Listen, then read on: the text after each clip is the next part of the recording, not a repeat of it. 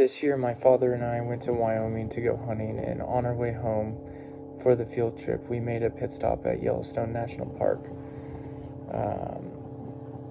We basically did a big loop around the entire landscape, and we stopped at national landmarks like Old Faithful, Gibbons Falls, Yellowstone Lake. The entire trip was pretty amazing, to be honest, and there was a lot of things to see and learn.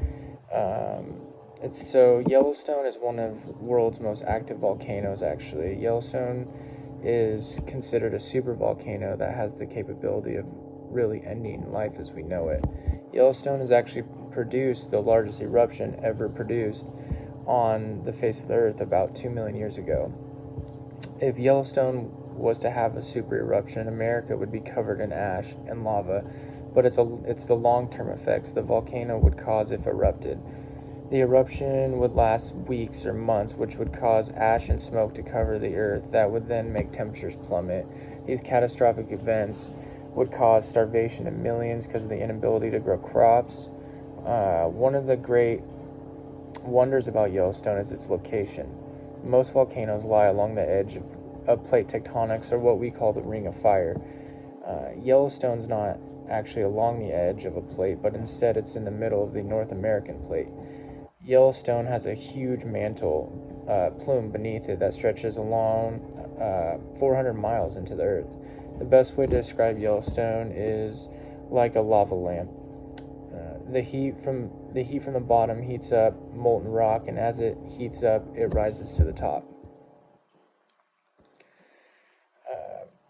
Probably the most interesting thing that I learned was while visiting Old Faithful. The park ranger there explained to us that there's actually another geyser behind it that's more predictable and stronger than Old Faithful itself, or at least it's trending to become the next Old Faithful.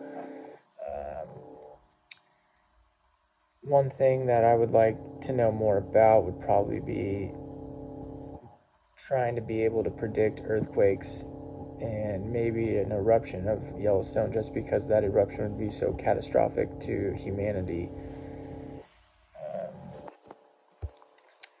Now I'll show you some pictures that I took while on the field trip. First, that is the loop that I took and stopped around and did some sightseeing while on my way back. Here is a picture of me in front of Old Faithful.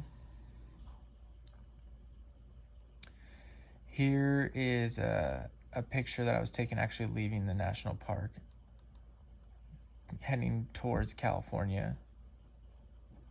Here's a bear that we saw.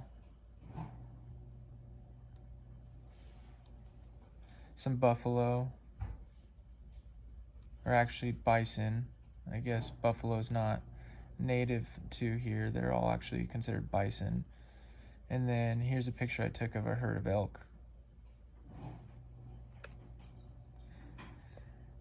And that will conclude my field trip.